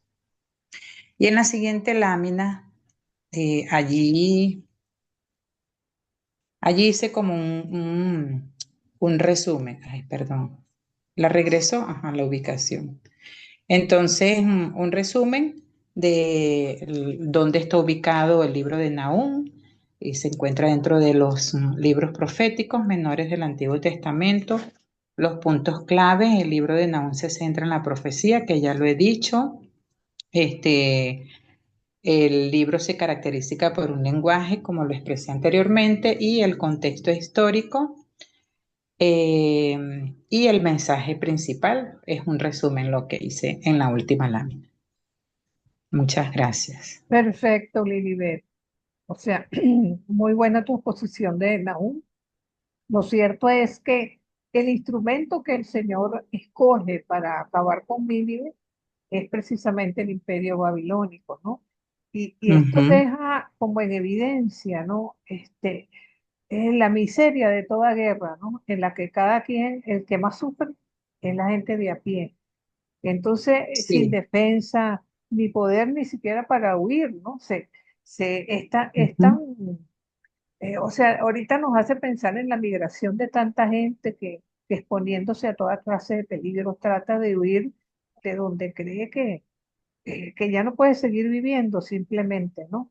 Entonces, yo creo que Así esta es. situación se repite en nuestro mundo, bueno, en todo el orden, porque si vamos a Ucrania, Sí. si vamos a Siria, si vamos a cualquier lugar del planeta, esta situación se está viviendo con demasiada desesperanza hoy en día. Pero bueno, no quitándole el tiempo también a Virginia para que también le dé tiempo a Luis de exponer. Yo quería hacer una preguntita Adelante, rapidita. adelante, Ujú. Veruquita. Ajá. Dado que Jeremías, que sabemos uno de los profetas mayores, predicaba también a Nínive y cuando él predicó, Nínive se convirtió en Ujú. toda la cosa, entonces me surgió la duda de si la profecía de Nahum fue anterior o posterior a la de Jeremías. Jeremías no, estás hablando de Jonás. Seguro que estás hablando de Jonás. Ajá, Jonás. Jonás exactamente, es el perdón, de Nínive, sí, perdón. Ujú. Jonás es el de Nínive. Sí. Entonces me Sí, pregunto si, Sí. si fue antes o después. probablemente en vistas, tratando de llevar un hilo conductor, tiene que haber sido después, porque el mensaje de Jonás termina por hacer eco dentro de la población de Nínive que se convierte, ¿no? Pero Ok, si lo ponemos después, también tiene eco, ¿no? Porque a pesar de que la ciudad fue destruida, puede ser que la gente se haya convertido. O sea, por eso lo que Ujú. antes preguntaba Susi, que es tan difícil a veces ubicar a los profetas, sobre todo por lo pequeño de su libro, porque la redacción final es bastante tardía, ubicarlos concretamente en un momento histórico, decir, vivieron en tal fecha, es algo bastante difícil ¿cómo se llama? De precisar con fechas exactas. Entonces, vamos a ver a Jonás también, pero lo vamos a ver en la literatura sapiencial. Yo lo tengo incluido más como el texto de sabiduría, por eso de lo de la ballena y eso que evidentemente tiene un tinte de tan pintoresco que a pesar de que vamos a decir que está ubicado en los profetas, yo lo presento como el antiprofeta más bien. Entonces, por eso lo ubico en la literatura sapiencial que también vamos a ver. Adelante, Virginia, ¿tienes cómo exponer tu presentación o no tienes presentación? Sí, profe, ya la Ah, ok, comparto. ok, adelante. Muy bien. No. Ajá, Em, no sé si ya se ve. perfecto, se ve. Ya. Muy bien. Bueno, a mí me correspondió hablar del profeta Eliseo. Disculpa que te interrumpa, mi Sí, corazón. Según mi reloj son las 5:38. Yo creo que te da tiempo de exponer a ti y a Luis. sí. Y estemos hasta que nos corten, pues cosa de que los que falten, en 3 semanas estaríamos entonces dándoles la oportunidad para que expongan lo que falta. Pero afortunadamente la mayoría va a tener la oportunidad de hacerlo hoy. No te quito más tiempo, Ok, adelante. profe. Sí, voy a ser breve. Bueno, a mí me tocó el profeta Eliseo. Personalmente, la verdad me gustó mucho porque Eliseo es un profeta que no tiene un libro, sino que él es mencionado en el primer y el segundo libro de Reyes, y es así como conocemos de su vida, ¿no? O sea, no es que él haya así escrito un libro concretamente. Entonces, bueno, como dije, bueno, yo lo que dije no dice aquí. Él fue el profeta discípulo y sucesor de Elías, ¿no? Es famoso por esa escena de cuando él está arando y pues Elías llega y le echa su manto. Y bueno, también su nombre es muy bonito porque significa Dios es salvación. La verdad, yo le encuentro muchas similitudes, algunas similitudes con Jesús. Por eso me gustó mucho este profeta. Es un profeta muy, como discreto, pero al mismo tiempo muy, con una gran voz, ¿no? Y a través de lo que él hacía, como Jesús. Entonces, bueno, como dice ahí, fue llamado por Dios mientras trabajaba como campesino, eso lo dice ahí en el primer libro de los Reyes, y entonces fue el sucesor, después, posteriormente de Elías. Primero fue su servidor y luego su sucesor. Y pues se dice que recibió el espíritu de Elías, incluso lo pidió doble, quería así, o sea, era muy fervoroso, y me encanta que sea un campesino, un hombre sencillo, que pues quiere seguir con esa misión, ¿no? Del gran profeta Elías. Entonces es un hombre que fue muy cercano al pueblo y que hizo muchos milagros. Ahorita voy a decir algunos, bueno, dice algunos: sanar enfermos, multiplicar alimentos y resucitar a un niño, pero voy a decir otros un poquito más adelante. ¿En qué momento vivió? Bueno, como dice la profe, es un poco difícil saberlo, pero aproximadamente en el siglo 9 antes de Cristo, en Israel, en el Reino del Norte, y le tocaron el reinado de varios reyes, como Joram, Jehú y Joás, o sea, varios ahí le tocaron. Entonces él vivió un tiempo de mucha inestabilidad, ¿no? Tanto política, en la idolatría, y había mucho sufrimiento en el pueblo, que es algo que caracteriza pues básicamente a todos los profetas. Entonces, dentro de todo esto, él fue esta figura clave que mantuvo viva la fe en el Dios de Israel a través de lo que él hacía. Sobre todo, por eso me cayó muy bien. Su principal mensaje, bueno, así, bueno, lo que yo interpreté de su principal mensaje, que lo relacioné con el de Jesús, es que con su vida y sus acciones mostró que Dios era cercano. Él era como de mucho de acciones, no tanto de palabra, y actúa con mucho poder, o sea, con poder, pero con este poder de estar cercano a la gente haciendo los milagros, sobre todo con los pobres y los que sufren, o sea, no se olvida de ellos. Entonces, por eso le encontré mucha relación y me gustó mucho, ¿no? Entonces, aquí están los ejemplos concretos de cuando multiplica el aceite para una viuda pobre, que también yo creo que recordamos esa lectura. También cuando resucita el hijo de una tsunamita, en cuando sana a Naamán, que también es famosa, y bueno, el denunciar la codicia y la mentira por aprovecharse de la sanación de Naamán. Entonces vemos que él es conocido mucho por sus milagros y también por lo que él decía, y también un milagro importante que se le reconoce es que él ya muerto, ¿no? O sea, ya fallecido, sus huesos también hacen un milagro. O sea, entonces siento para mí, por eso elegí este también diseño de presentación con el espíritu detrás, porque siento que era un hombre con un espíritu muy apasionado, como muy fuerte. Y pues la verdad me inspiró mucho, porque él como que tenía mucho fuego en su interior, ¿no? Entonces por eso hizo tanto bien a la gente y porque era un hombre muy sencillo y que dentro de todo lo que él vivía con su pueblo, pues ahí era donde él hacía los milagros. Y esa similitud pues también la encontré con Jesús de Nazaret. Entonces, bueno, eso sería todo de mi parte. Lo hice muy breve, así nada más, respondiendo a las tres preguntas que planteó, profe. Bueno, déjame decirte que fue breve pero concreto, ¿no? Y eso de alguna manera es perfectamente válido porque nos diste una buena, vamos a decir, pasada de lo que encontramos en los textos de Reyes con respecto a Eliseo. Magnífico. Entonces, Luis, ¿tienes lista tu presentación o le das el paso a Katy que también la tiene por ahí? La mía está lista de hace un mes, pero que Ah, vayan primero las damas.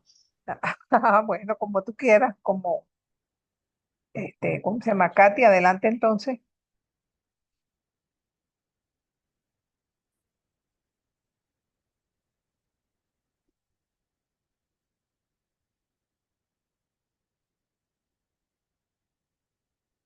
Le das al cuadrito verde y ella sale la presentación allí. Doble clic y ya.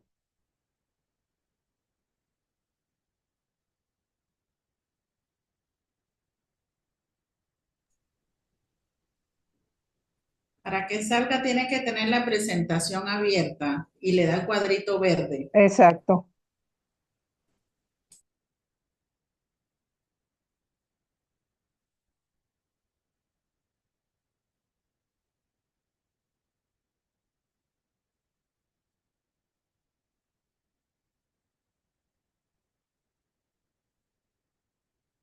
Recuerden que la presentación no es algo obligatorio, pero quienes la tienen y van a quedar para después de Semana Santa, si me la pasan, yo se las tengo en mi computadora y cuando les toque exponer, yo con mucho gusto se las pongo en pantalla. Profe, yo le pasé la mía al correo al inicio de la clase. Ajá, pero no me dio tiempo de subirla, mi amor. Sí, Por pero eso, entonces, ajá, cuando, o sea, si por casualidad no la reciben, me avisa para reenviarse. ya voy a ver si está en el celular. Espérate un segundo para ver. Bueno, entonces, ¿qué pasó con Katy?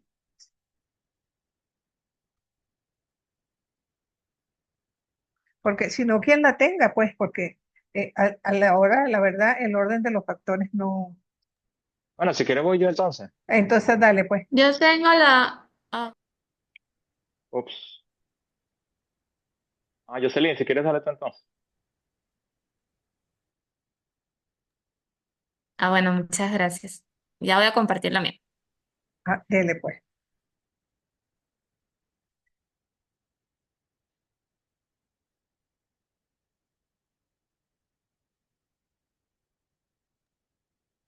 Buenas tardes a todos.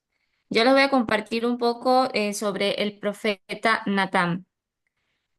El profeta Natán fue, o se le conoce como el sucesor de Samuel, y fue profeta en los tiempos de David y de Salomón.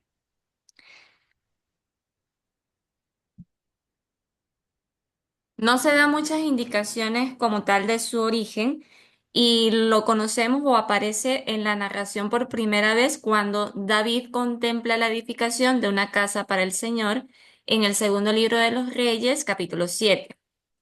El profeta Natán, junto con otro profeta llamado Gad, son personajes de corte que conservan la libertad de la palabra con respecto a la persona del rey y están para aconsejarle o reprenderle.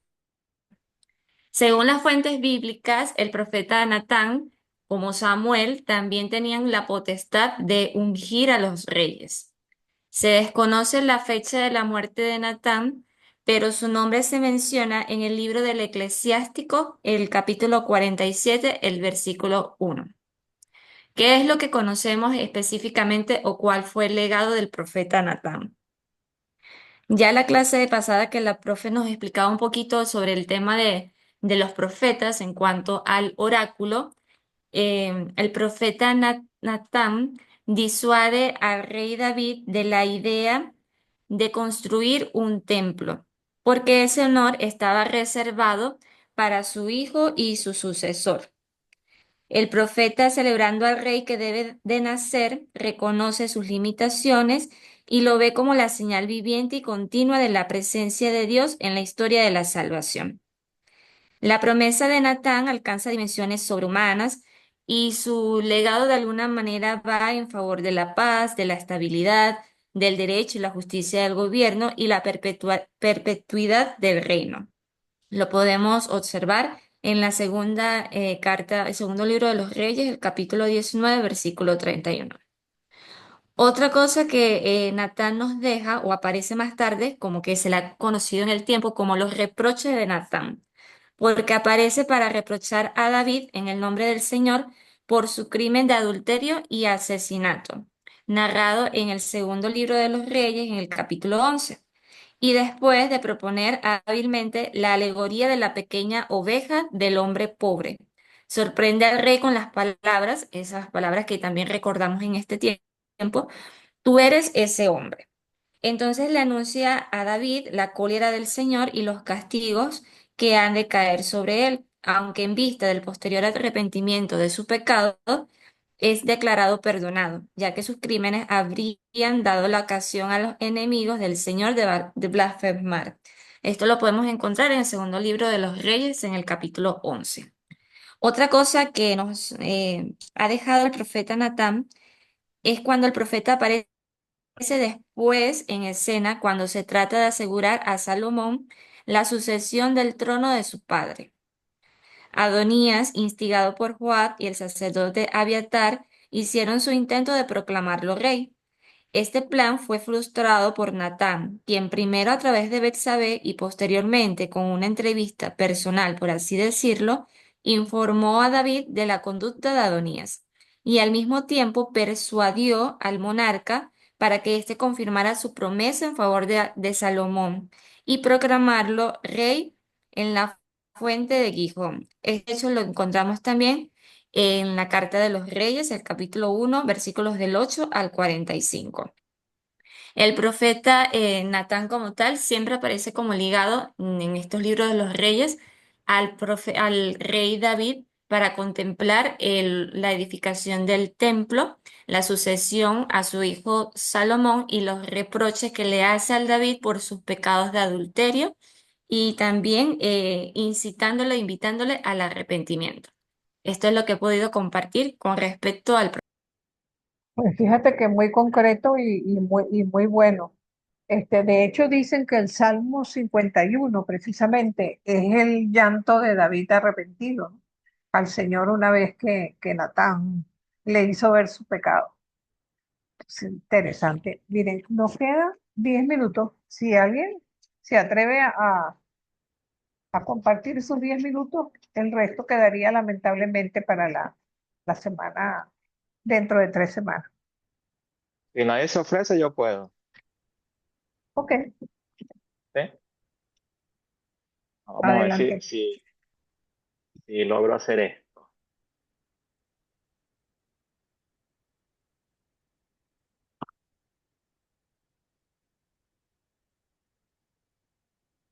Donde dice documentos, ¿no? Sí, donde dice Portal. el cuadrito verde, allí le da. Ahí estoy. Ajá. Ajá. Sí, compartir. Le da doble clic y sale ya directamente. Compartir pantalla. Ajá.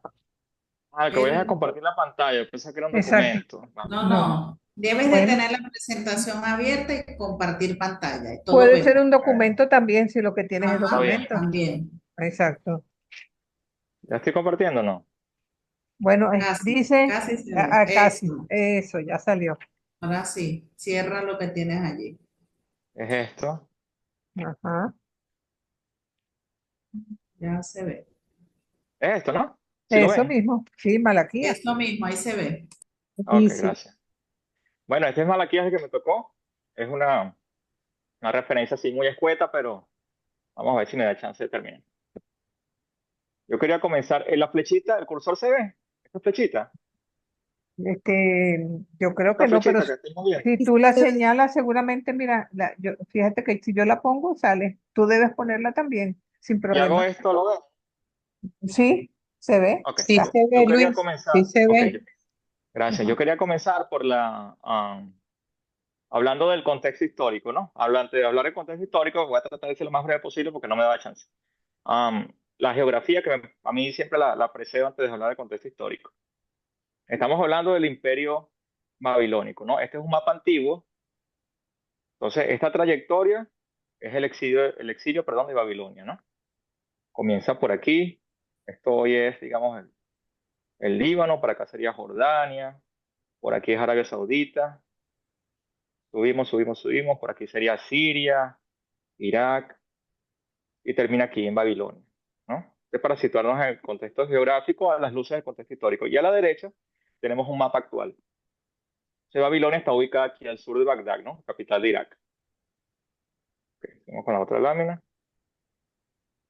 Ahora no sé cómo pasar la lámina. ¿Era así? Me pasé.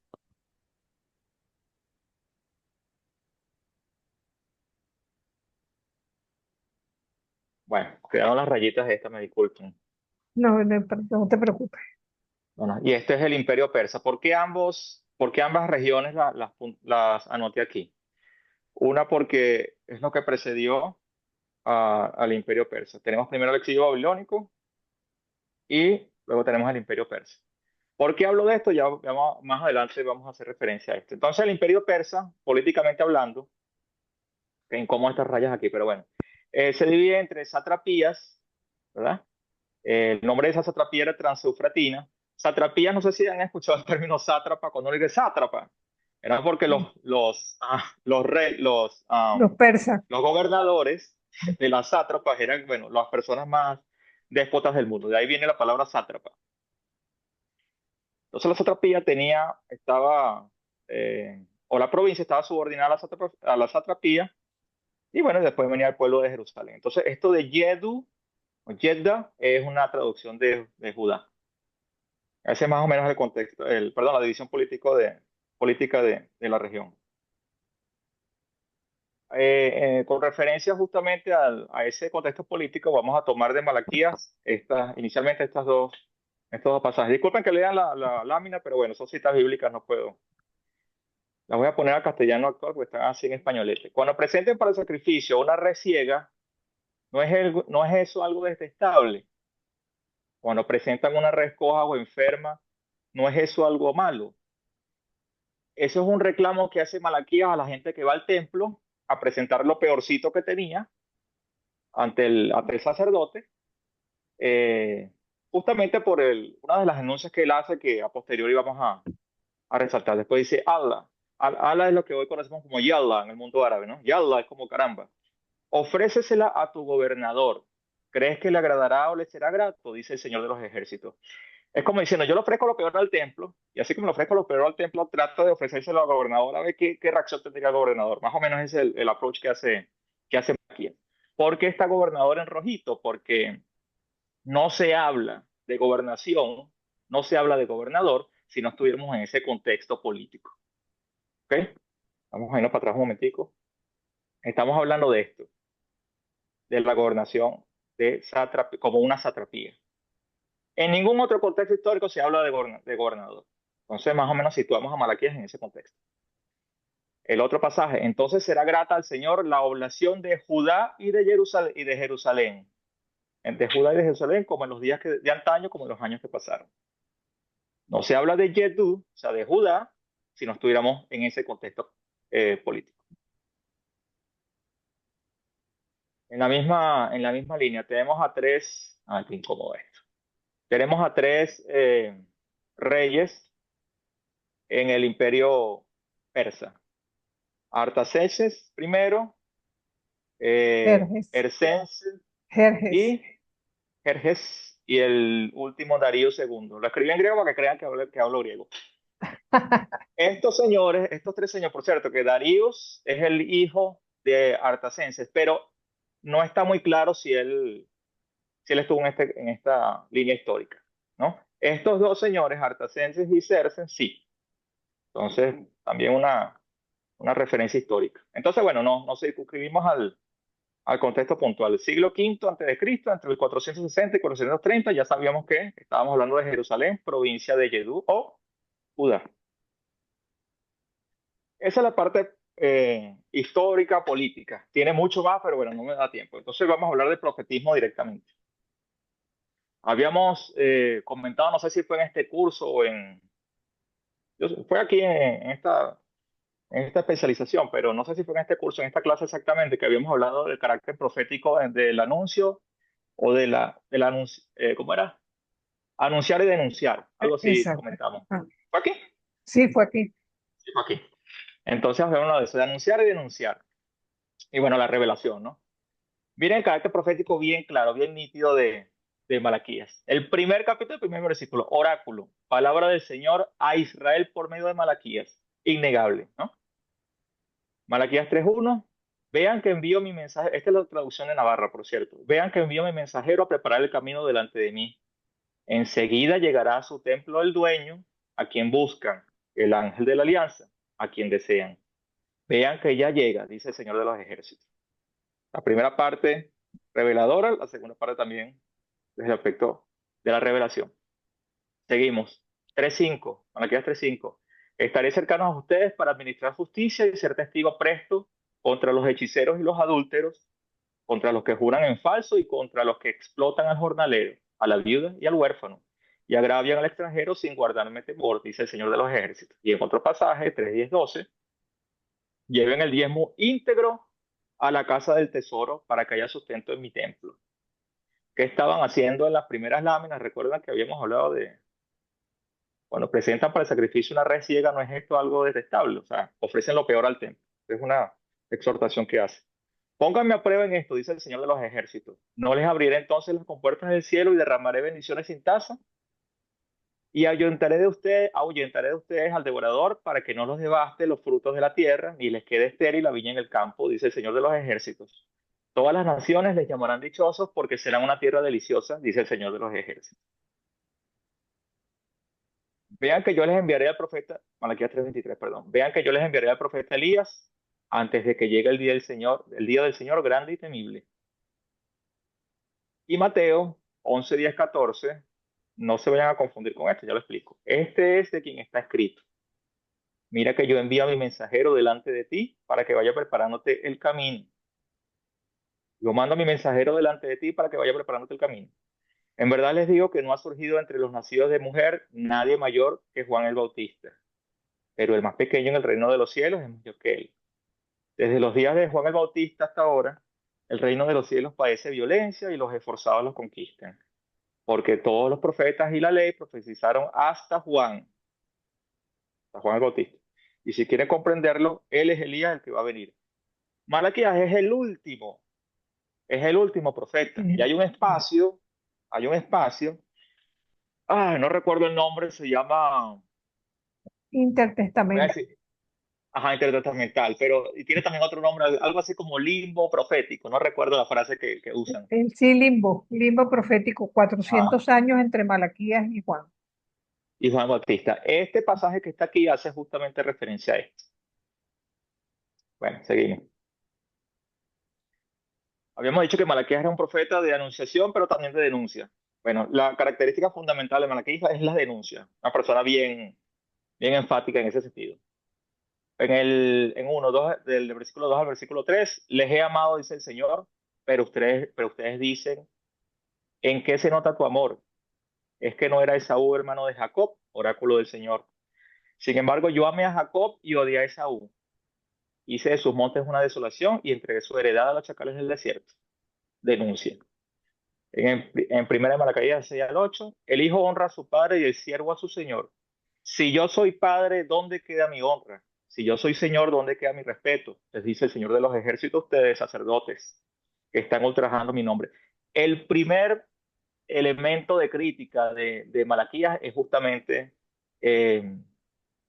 o a los primeros elementos de crítica de Malaquías son los sacerdotes y los maestros de la ley. No hay nada escrito, hacer un comentario aquí aparte, no hay nada escrito con respecto a alguna persecución que sufriera Malaquías, pero yo creo que no es muy difícil inferir que la oposición, cuando atacas constantemente a los maestros de la suma sacerdotes, es evidente, ¿no? Aunque no hay nada reportado. Y ustedes replican, ¿en qué hemos ultrajado tu nombre?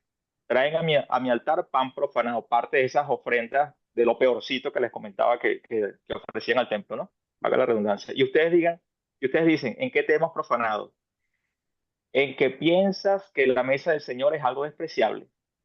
Cuando presentas para el sacrificio una res ciega, ¿no es eso algo detestable? Cuando presentas una res coja o enferma, ¿no es eso algo malo?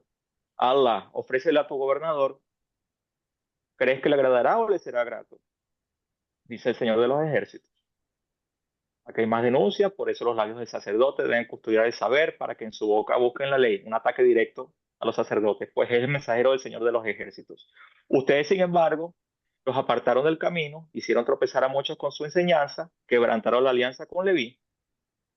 Y otro pasaje, ¿podrá el hombre defraudar a Dios?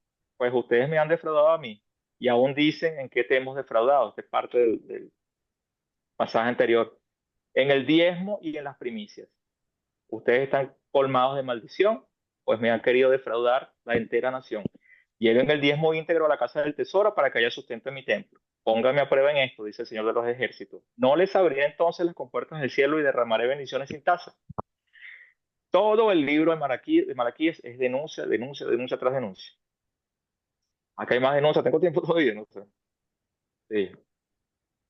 Bueno, duras contra mí son sus palabras, dice el Señor, y aún digan que hemos hablado contra ti.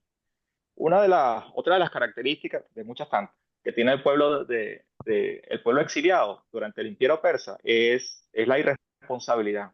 Aquello que repetíamos o que recordamos en el Génesis de, me has dado esta mujer, o sea, yo no hice nada malo, tú me diste esta mujer que fue la que me hizo comer del fruto prohibido. Esa es la actitud del pueblo, ¿no? Irresponsable a todas luces. Bueno, esta es la misma, la pasaje de abajo es también un espejo del que habíamos visto anteriormente. Y bueno, eso es más que todo lo que quería resaltar, el carácter de denuncia de Malaquías, un profeta que, por cierto, hay una confusión porque eh, algunos estudiosos los tienen a asociar con Esdras. El problema de Esdras y Malaquías que no vemos referencias proféticas a Esdras y a Malaquías, bueno, lo estamos viendo directamente, esa es una. El contexto histórico, sí es similar, Claro. pero, pero bueno, no. Hago referencia a eso porque de hecho hay mucha confusión en la bibliografía con esa similitud que hay entre ellos, que unos tienden a decir que es el mismo personaje, pero no lo es. Bueno, es eso. Claro, Muchas gracias. está muy bueno, Luis. Fíjate tú que lo que pasa allí es que Malaquías toca el tema del culto que no es del corazón, sino de puro rito, ¿no? Y su Ujú, crítica precisamente va en esa línea. Sin embargo, en la época de Esdras y Nehemías, ellos pretendían volver a que el pueblo tuviera una nueva espiritualidad, el nacimiento del judaísmo en base precisamente a la pureza del culto, a la pureza de raza y a una serie de circunstancias que evidentemente podrían vincular quizás el mensaje entre uno y otro en paralelo, pero todo parece indicar que Malaquías es posterior a Esdras y Nehemías. ujú. Sí, brevemente de Yanira, si quieres hacer alguna pregunta, porque en cualquier momento nos cortan.